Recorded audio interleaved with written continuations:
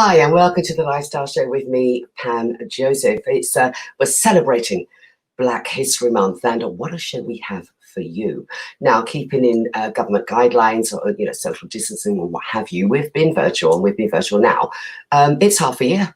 It's half a year, 6 months. So, welcome to my humble abode, and please stay tuned with us for the next 2 hours or so. Myself and my guests are going to entertain you and inform you, and it's all good. All right, as I've just said, it's such a huge show today. So first of all, I'm going to tell you how to interact with us, because we do have one topic that is very prevalent in the African and Caribbean communities with our male brothers out there, and it's prostate cancer. So we've got a couple of brothers actually who done the deed, and they're youngish, if you will, and they're going to be talking to us about that and the encouragement of getting young black males to go and get themselves checked regularly. So that's later on. So get your questions coming in now. You can message us. There's all sorts of ways you can do that. YouTube Live, Lifestyle Show TV, Instagram Lifestyle TV Show, Facebook page Lifestyle on Ben, and simply email us lifestyleonben@hotmail.co.uk. All right, let me quickly get in my co-conspirator, if you will, Anthony Jordan, on the scene with me, looking sharp as usual. Hey, you look a bit tanned, mate. Have you been away? A little weekend or somewhere? Listen, keep it done. Keep it done. I keep telling you I'm in the wrong job. I don't know what the dark persuader really does, differently. But you're looking. It's all legal. That's all I'm saying. It's all legal, so don't worry about it. That's good to hear. That's good to hear. How are you doing, Pam? Oh my gosh, I'm doing great, because today is such a fantastic show, and then keeping in line with what we're saying, celebrating Black History Month, and how are we celebrating it? This is absolutely fantastic. So we've got the Queen's birthday honours list, don't you know? Indeed we do. Indeed we do. Should have been done in June, because of COVID and what have you, but it was swung back to this month, and how appropriate, Black History Month. Indeed. And they went back on it, and they added people onto it. So we're going to talk about our own people, because I think we have every right to talk about our own people. Don't you think so, Anthony? Well, as you said, keeping it in line, like everyone who's been honoured, congratulations, and that is what we're acknowledging. But if you're going to talk Black History Month, then let's focus on those who have made history this month. I believe. Yeah, and we'll do that. And we just say a quick congratulations and a round of applause to Daddy Ernie, because later on we've got the co-authors of 100 Great Black Britons 2020, and Daddy Ernie's in it. Look at him, he's so proud. Aww. Well deserved spot. He made our honours list, put it that way. So yeah, that's one to be said. So let's go with that. My gosh, there's so many to say. And can I tell everybody that we haven't captured everyone? Just bear in mind that we haven't, but you can Google, you can go in and see everyone. There's something like just under 1,500, as far as I know, on this year's honours list. So, and the 13% of them have come from minority ethnic background. So this is quite huge. So let's kick up with, I suppose, music, hip hop world. My gosh, what do they call it? The man himself. Do you know what? That's a good thing, because what you call it, garage. He was one of those for the big ones of the garage scene, the grime scene, the one, the only Mr. Dizzy Rascal. So you know what? He must have been feeling a bit bonkers. Hint. That's the one. Lovely. You know what? Dizzy is one of those pioneers in the game. He's done so much for so many years, opened the door for so many guys. He's always bringing a summer banger. It is such an honor to have Dizzy on that list. Most definitely. He's been awarded the MBE, which for those of you not really knowing what the Queen's Honours list, some of them about this, that means a member of the British Empire. So he got that one. Then we have rapper Lady Leshurr. That's no, Lady Leisha. She's from Birmingham. Yeah, Lady Leisha. Yeah, no, Lady Leisha, the lady behind the Queen's speech, all those remixes she's done, a fire artist, and most definitely deserving of that spot. Lady Leisha has, if you want to talk, she's known as the Queen of Rap. She owns it in terms of the UK scene. She definitely brings the game. Such a young lady. From her freestyles are fire. I would recommend anyone to go into YouTube, see what Lady Leisha's about. She has that skill, that power, and most definitely deserves that list to be on that list. She got the BEM. Now the BEM is similar really, but it's the British Empire medal. So she got that. And Anthony, right up your street again, you got the duo Krept and Conan. Yeah. Krept and Conan. These guys, I absolutely love them. From the Croydon side of town, they've done it all. I would also recommend to everyone to go to Krept and Cones, which is the restaurant that they opened, where they've got. Do you know actually, Pam, the young gentleman on the front in black, Conan? Do you know who his dad is? Have a look again. Have a look at Delroy Wilson. Thank you. All right, we didn't even give it a chance for the whole world to have a look, study. Yeah, indeed. Yeah, let's go back. Let's do that again then. It's all right. It's all good. So Krept and Conan, but no, those duo, they've transcended the state. These guys. Now, here's something you didn't know. Jay-Z and Kanye West have done a song called Otis, right? Krept and Conan done a remix to that song, which actually outdone the views from Kanye and Jay-Z. That their video got pulled down and they had to put it back up. That's how big they are. They've worked with everybody and anybody. Those are two very strong guys in the game. Fantastic. Play that all the way. Krept and Conan, congratulations. Okay. Well, we're staying musical. We've got the songstress, the one and only Misha Paris. An MBE again. Look at that. Well done, Misha.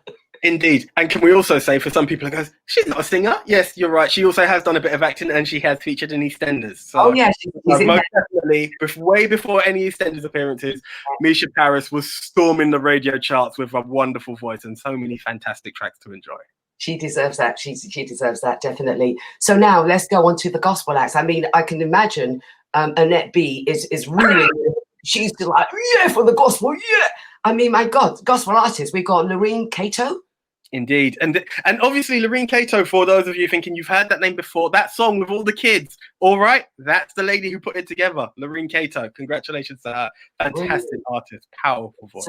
Absolutely. So along with her with the MBE, we have, and remarkably with her great twist, I think she's got a new hairstyle now, but Karen Gibson, leader of the Kingdom Choir. Indeed. Yeah. I believe she's also been a MasterChef, if I'm not mistaken. I'm not discounting anything from her musical career, but so many great people on this list. Wow, look at that, excellent. And then we go on to gospel guru John Fisher. He got a BEM. Indeed, congratulations to you, sir. I would love to add more. Unfortunately, I don't. I haven't watched too much or listened too much. And we're staying with gospel because awarded an OBE, we've got Moyewa Onarewaju. Gosh, yeah, he needs that. Oh, look at that. He doesn't even really need that. You can see he's got a powerful one. Really, excellent. Well done to him. And of course, Marcia Dixon. When I say of course, because she's always been part of whether she's in print or what have you, she's always been part of the gospel world. And remember, she had I'm not sure if she's still on the Voice newspaper, but she receives an MBE for her outstanding work in the BME community, charitable work and what have you. And well done to you, Marcia. Excellent. Right, so moving on, we've got Yvonne Connolly, who received an MBE as the UK's first Black head teacher from there to there. Look at that. There you go. Never said. We've got Tessie Ojo. She gets a CBE. She's done work in the community. She's a positive role model. She's inspirational and for charity work as well. So well done, Tessie.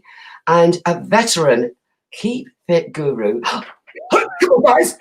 Go on. Guess. Come on, guys. Oh, come off it. It's the one and only Mr. Motivator. Yeah. The man himself, who has, how can I say, in the masses for so many years. Yeah, excellent. On MTV, and he's done it all the way through to the internet. Congratulations to him. Right. Derek Evans, well done to you. Well done to you for that. He got an MBE there. And last, and I kind of like left this for last with the, kind of like what we had to do here, and quickly we have to do this. But so there's so many others. But last, but certainly not least, at the tender age of 22, Premiership footballer Marcus Rashford has been awarded with an MBE, and we all know why, don't we? For his outstanding work and pioneering spirits, promoting the plight of underprivileged school children and youngsters to continue receiving free meals, etc., during the lockdown and beyond. And this guy, he's going to go further because he does want talks with Boris Johnson to go further with other schemes as well. So he's clapping his hands, and we're clapping our hands to you as well. Indeed. Well, I would like to say he's in the right colour T-shirt. It's the wrong team, but it doesn't matter because is way beyond the scope of football. He's opened the door, and this is what it's all about. It's about recognizing where you came from, seeing the disadvantages, and opening that door for so many other people. This goes beyond sport recognition. This is him as an individual, a very, very strong, powerful individual who has made opportunities for those in the future. Yeah.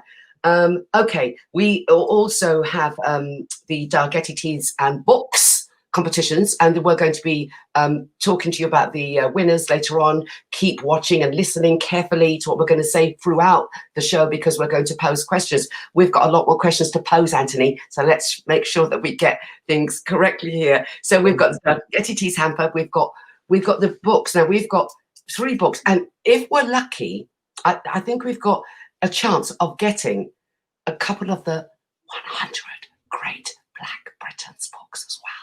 I want Daddy Ernie's copy. That's why I will definitely pass the energy on. But no, that would be absolutely awesome. That would be awesome. But there are some great books. Yeah, absolutely. So at this point, Squire, I have to fed you, and we'll catch up later on in the show. Excellent. Thank you, Anthony Jordan there. All right, we just got a quick few items to mention, and this is going to do with what I call the little newsy bits that I have to talk about. And basically, it's, as we all know about the situation with Bianca Williams, and those who don't know about it, Bianca Williams and her partner and little baby in the car were stopped and sort of harassed and taken out of a vehicle in West London. That was back in June, and basically, it made headline news. So the Team GB athlete Bianca Williams may be absent herself from an investigation into the actions of officers she accused of racially profiling her and her partner, as she claims the probe is not being taken seriously. The 26-year-old and her husband, Ricardo dos Santos, 25, were hauled from their Mercedes and handcuffed in front of their 3-month-old son in Maida Vale. Now, that was earlier in July. After police claims that they were driving down the wrong side of the road, the vehicle was darkened, the windows were darkened, which is illegal in the UK, so they were stopped. Subsequently, they were told that one officer claimed that he smelled cannabis in the vehicle. Ms. Williams and Mr. Dos Santos have expressed their anger that the Independent Office of Police Conduct, the IOPC, have announced on Thursday, the 8th of October, that it's conducting an investigation into whether 3 of the 9 standards police officers must uphold were breached, namely standards of authority, standards of respect and courtesy, and standards regarding use of force. And like I said, the couple are, they're very angry that they haven't included in there honesty and integrity and standards of equality and diversity. So we're going to see what happens from there, because, at the end of the day, they're planning to perhaps take this further. They could take it down another legal route. They feel very hurt by the police actions and also IOPC's actions, and to has she expressed to witness her partner being, hauled out, dragged out, whatever you want to call it, away from her and her young son.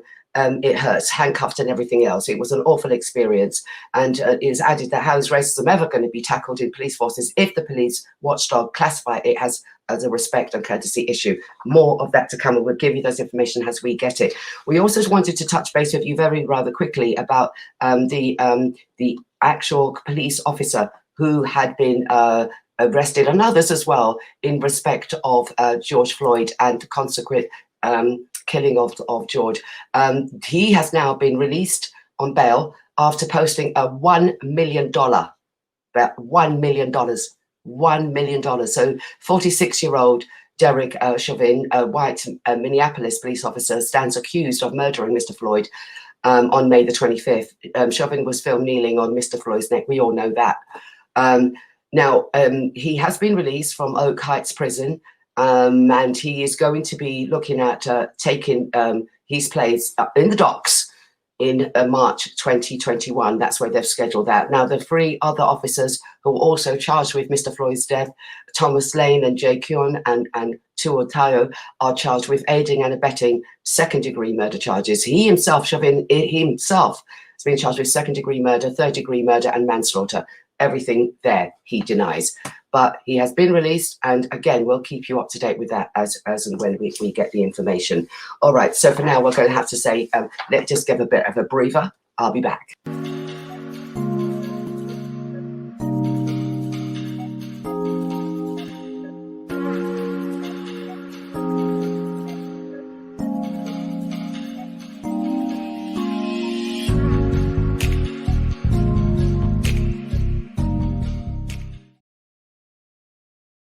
At this time, it's horrible when we have to do certain tributes, but things have to be done, and it has to be said that it has to be done. So at this moment, I'm going to have to, Lifestyle team and myself, pay tribute to the legendary reggae producer Bonnie Striker Lee, who died at the age of 79 on the 6th of October 2020. Born Edward O'Sullivan Lee, Kingston, Jamaica, on the 23rd of August 1941, he played an integral role in the introduction of the musical genre to the UK in the 70s after securing a licensing deal with Trojan Records. He subsequently moved into producing records himself, scoring his first hit with Roy Shirley's Music Field in 1962.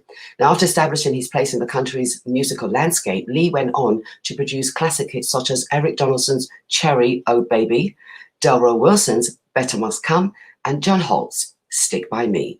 He also played an instrumental role in producing early dub music, working close with friend King Tubby in the early 70s. He continued commitment to the music in following decades and saw him receiving the Order of Distinction by the Jamaican government in 2008 in recognition of his contribution to Jamaican music. Announcing Lee's passing, Jamaican broadcaster Clinton Lindsay said that the producer had been battling kidney problems for several months. His exact cause of death yet is not to be confirmed as yet. It hasn't been confirmed as yet. He's been hailed by Trojan Records as a true Jamaican legend, paying tribute world club and radio presenter David Rodigan said the reggae world has lost another iconic figure. Bonnie Striker Lee was unquestionably one of the most charismatic and inspirational record producers in Jamaican music. With a phenomenal catalogue of hits, he drove the music forward. Reggae label Pressure Sound said it was very sad news for everyone at the company. Bunny Lee was a huge character and creative force in the business. He will be missed. Rest in peace, Mr. Lee. The Lifestyle team would also like to send their heartfelt sympathy and prayers to Mr. Lee's family and friends at this time. Bonnie Striker Lee, August 1941 to October 2020. Okay, right now we've got, let's get some bit of positive things going on here as well, because we've got two brothers. When we talk about prostate cancer, we're talking about a condition that does strike the heart of many of our brothers in the African and Caribbean communities. And we've always said and strived, Lifestyle has done this throughout the years, to promote awareness about, young males, whatever age, but certainly younger ones, because I think it was always looked at as a sort of an older a man's condition. But we now know it isn't, and it's getting younger and younger. So we've been always trying to get that awareness out there and what have you. So here to help us as well to keep this up, to keep the momentum up, we've got two brothers. So let's introduce them. Let's get David Dadu and Emmanuel Dadu here. I see. First of all, from the beginning, I see King David. So hold on there. What's going on here? Did I miss out something here? How are you both? Very good. Thank you. Yeah, very well. Very grateful. Thank you so much. I just want to say an honor. Also, I want to honor Bunny Striker Lee, myself, amazing man in our community, and his son from Black Child Promotions, King Solomon, is a champion in our community on the streets of London every single day, and many of us know him. And like I say, his father was an inspiration to us, and Solomon is a big inspiration to me. So I just want to honor our ancestor. Long may his spirit continue to stay with us. Ashe. Yeah. Let me now turn to what is a very concerning condition, and it has been for years, to be honest. But prostate cancer. And now I introed you guys as saying that you've both, you know, sort of like got on that level. You've gone, you got checked, you keep it up, and you're going out saying it. But let's talk a bit personal. Who persuaded who? Who got encouraged who, and why did the first one go in the first place? Let's get a bit of history here. Who wants to admit that they were the one that persuaded you? I mean, we are proponents of like holistic health, more natural health. You know, me and my brother both founded an organization called Black People Giving and the YO Foundation. And what we do is offer natural health to the community. And what we do is if we focus specifically on the Black community, I'm sure you know, Pam, and your viewers will know that prostate health is something that's really impacting the Black community en masse. So for me, you know, being a young man, being sexually active, and trying to understand the dynamics of how my health could be impacted by what I might think is fun, that intersection is very clear when you start to study natural health and you start to study why certain things are happening to your body and why we are made up the way we're made up. So I would say that we both would have arrived at a health understanding. And when we talk about prostate health, to us, it doesn't start with getting checked. It starts with making sure that you are checking your state of health. We talk about the abundant body, so you want to be always operating from a place of making sure your body is as abundant as possible. And if you are making sure your body is as abundant as possible, then you're always in a position of understanding that you need to be able to listen to your body. You need to be conscious of what you take into your body.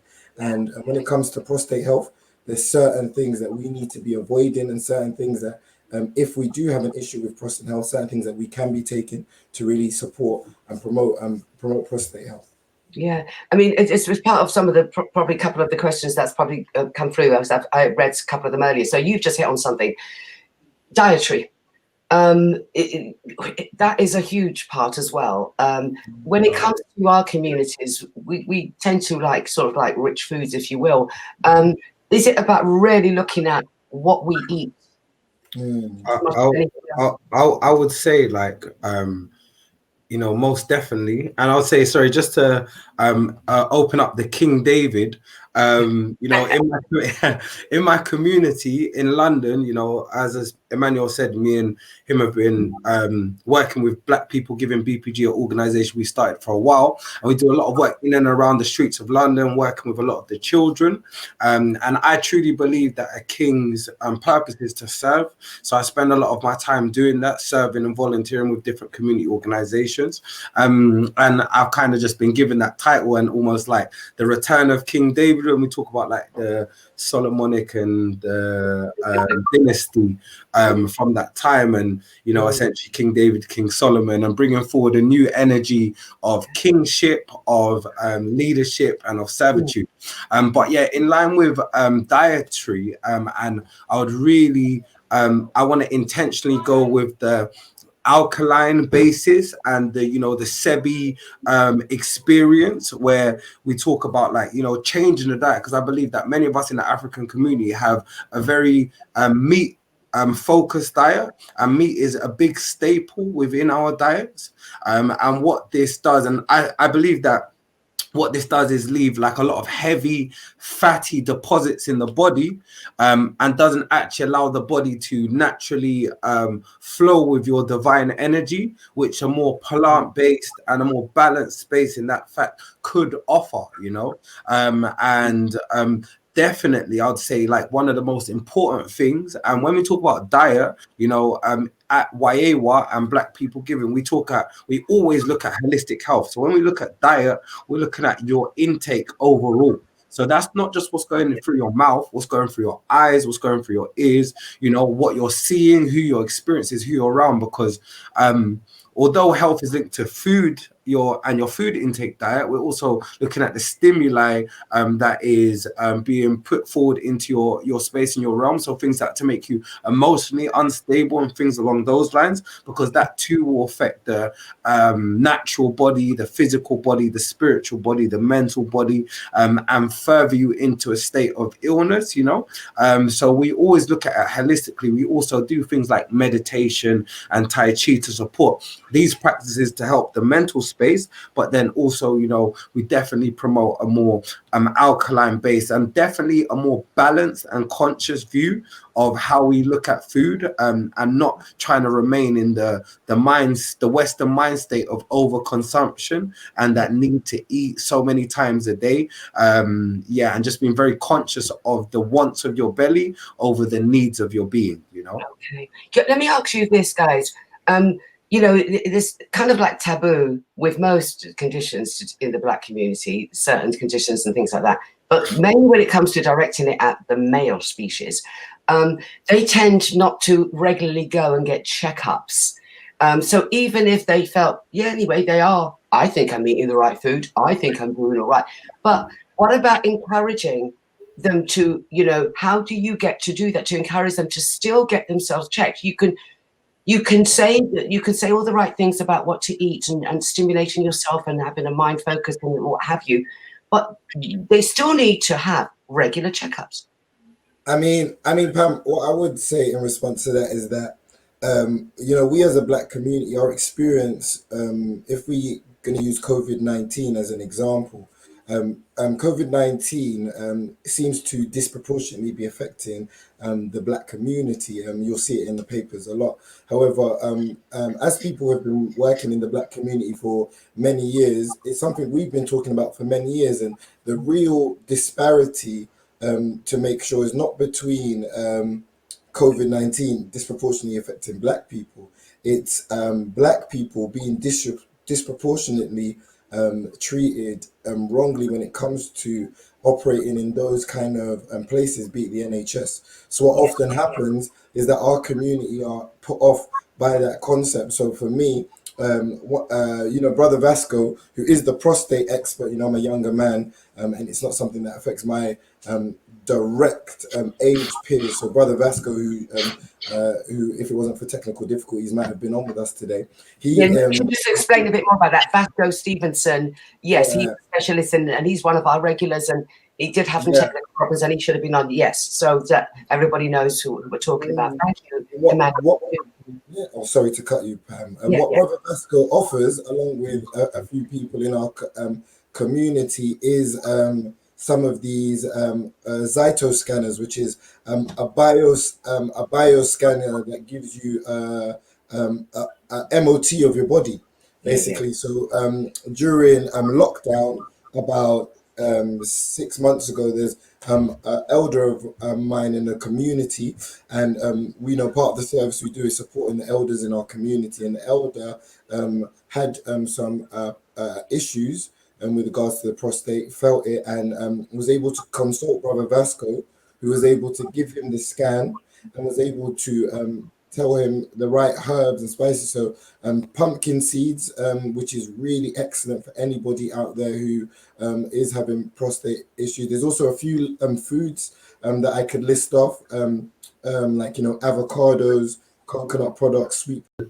I think there's definitely there's a lot of elements in what you are putting forward, Sister Pam, in that, you know, we definitely need to make sure that we are checking fully within our cells what is going on within the body. You know, what my brother was alluding to is the fact that, you know, when it comes to these organizations and the systemized organization, there's very much a lack of trust. So it's a thing where, you know, us men and just people in general, because we lack trust in these systems because of what has happened, you know, we are very, you know, put off in that sense, as well as, you know, maybe trusting more in a spiritual practice of the Most High. And also what I would also say, and, you know, this comes from a lot of the works we do as well.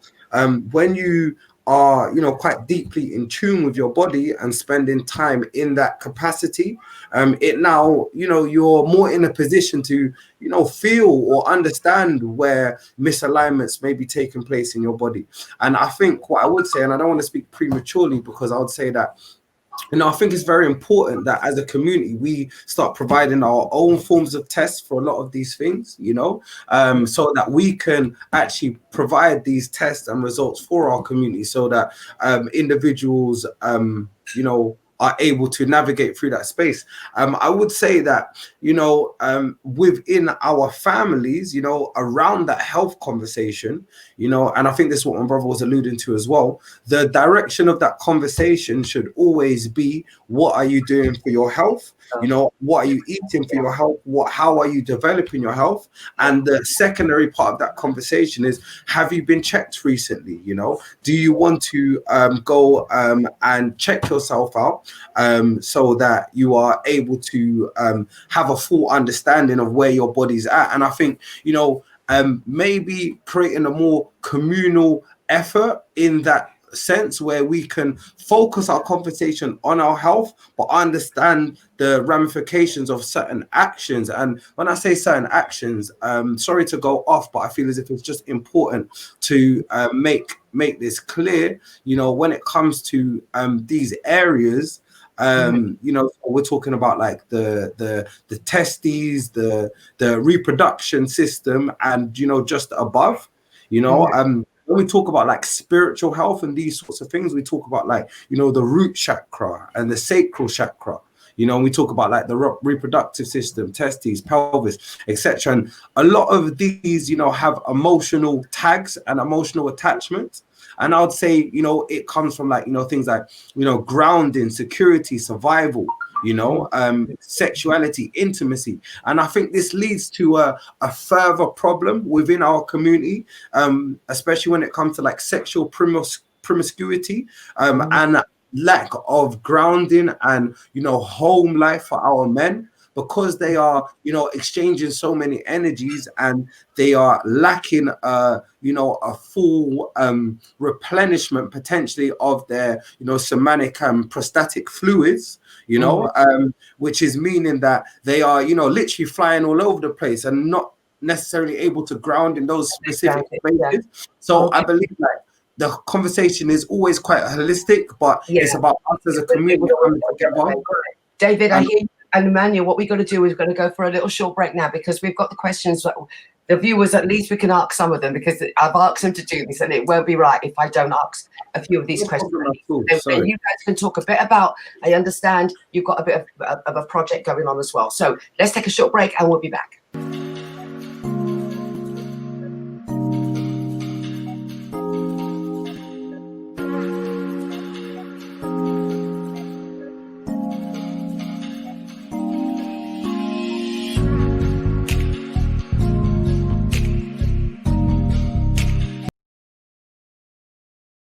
Okay, nice one. Thanks, guys. We're back in. I'm going to just kick off with the first question coming through. Samuel from Kingston. He says, can anyone answer me this question? What is the survival rate of Black men who are diagnosed with prostate? If you guys are, I just can tell you that I recently got some figures. It's quite up to date from the Office of National Statistics. Can I say what they're saying? And then you guys say, because when they say, first of all, they say the survival rate, and this is really quite advanced here. When they're talking about specifically with Black men and white men and Asian, because that's how they're breaking it down. So the lifetime risk of dying from prostate cancer is 8% for a Black man, 2% for an Asian man, and 4% for a white man. So already we can see, even comparison with white men, we're double. Black men double. So and this is statistically, and this is coming from Public Health England. Is it because, and like I could say this again and again and again, is it because Black men are not getting themselves checked out quickly enough? I'll take this. First of all, Public Health England, as far as my last check, due to the confusion around coronavirus, Public Health England is to be replaced by a new body. I think how the reason why I say that's relevant is because if you understand what a cancer is a growth or a tumor that now grows to a size and to a level of destructiveness within the system, that it means that it starts to have an effect on the other systems and doesn't allow the flow. Now, when you have a situation like that, you can decide to deal with it in multiple ways. What the general course of action is in the NHS is stuff like chemotherapy and drugs. And to cut it out, sorry, they cut out the prostate a lot.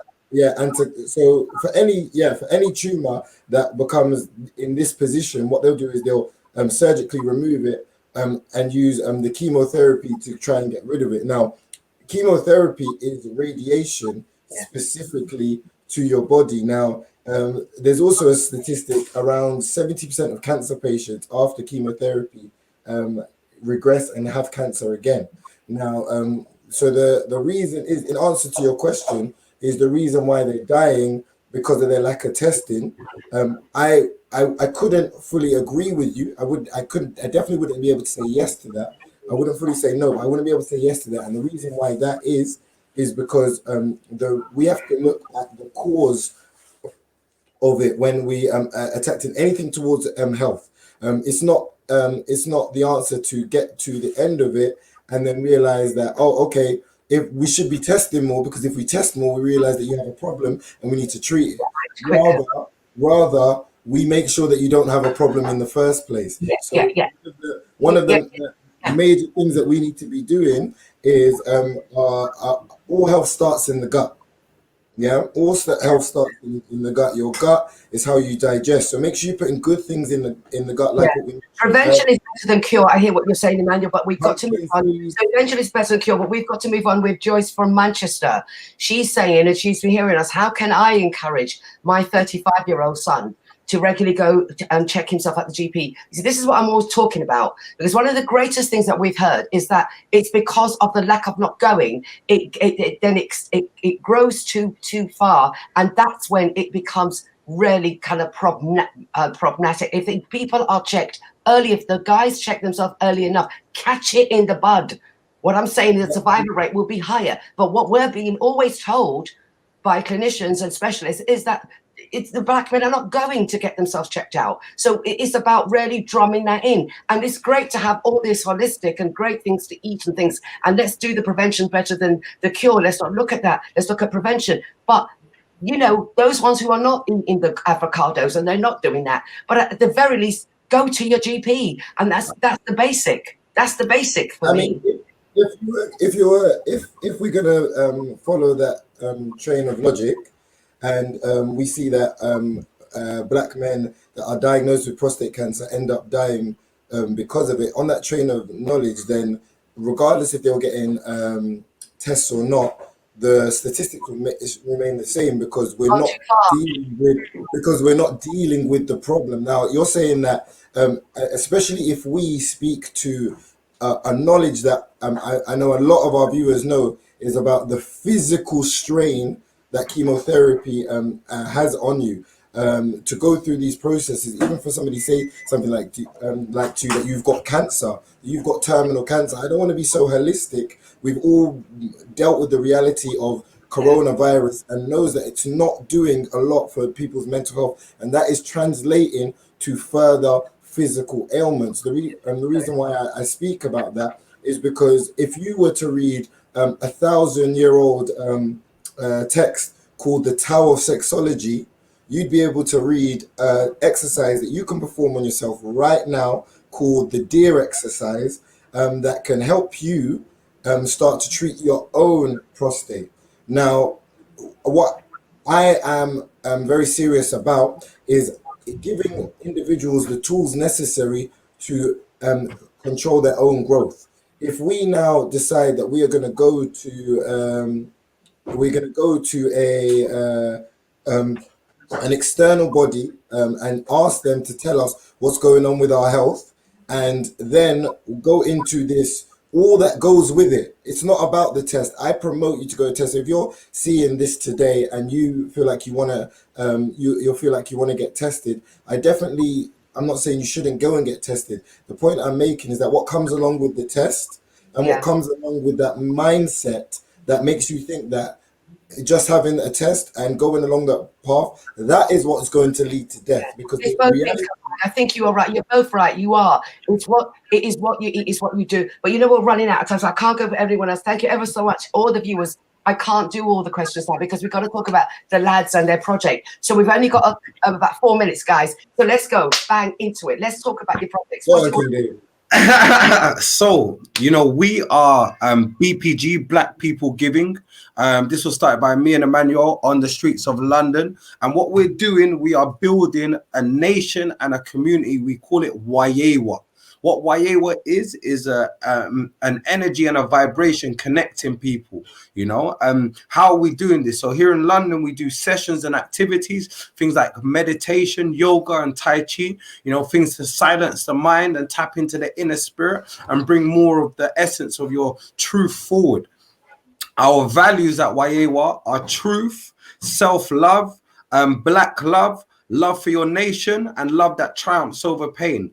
Love Me Black is one of our brands, and we do a Women's Appreciation Day once a year called Love Me Black. We also do a lot of work in Nigeria, so we've got an orphanage that we support in Nigeria, in Ijebu-Ode, and we've got disabled home that we're supporting in Lagos, and we also provide educational grants sending children to school. We employ a lot of youth here in London, as well as we're operating from the Ma'at Centre, which is in Tottenham. Our aim is to build a nation, a community, a family, and a kingdom here in the UK, in Africa, and in this world. You know, we are trying to divinely connect all African people on one accord. So please check us out. Go to our website. It's www.blackpeoplegiving.com. If you register, you can literally just register for a monthly contribution, which would give you access to all of our sessions, or you can just register for our mailing list. And what we do is we provide health information. So we provide information in and around herbs you can use and different things you can use to develop your body and your inner space. Also on our Instagram is at BPG Wayewa. Again, that's at BPG Wayewa. And my personal Instagram is King David of Wayewa. Check out a lot of the work we do. We do a lot of horticulture with the children as well. As well as wellness activities with the children, essentially developing their minds into more positive spaces, because we believe that really by developing our minds and coming together as a people and looking into the inner space is how we're going to move forward. I think that's absolutely brilliant. Emmanuel, you're going to back that up. And by the way, before you lot talk, I want one of those. So later on, Come on. Agree. If I'm going to just say yes, my name's Emmanuel. Started this with my brother. We are really about health. So spiritual health, emotional health, and physical health. If we are saying anything to anybody who is seeing this and is worried about their prostate health, I want you to be able to deal with it by taking on your mind, body, and soul. There's things that's carrying you towards those bad foods. There's modes of consciousness that is deep within our soul's sub-program that could come from generations before us. And in our body, are we exercising? Are we making sure that our body has the opportunity to do what it does best? We come out of the divine woman's womb perfect, and then we spend every day messing it up. Give your body a chance to flow fast. Do you know what I mean? I eat at 2 o'clock. I don't eat earlier than 2 o'clock every day. Give your body a chance. And I want to give everybody, like I say, we do a session in yoga, guided meditation, fitness, and self-defense on a weekly basis. They're also available online at www.blackpeoplegiving.com. So interact with us, holla at your boys. I'm sending love and guidance to all on Ben TV, sending love and guidance to Pam. Thank you so much for having us today. And hopefully we can come back and see you guys soon. Definitely. Thank you, you guys. Thank you. And remember, postal address is going to come for my T-shirt. But anyway, keep saying, I'm loving what you always had to say. Take care. Right, we need to take a little wee bit of a break. See you after that.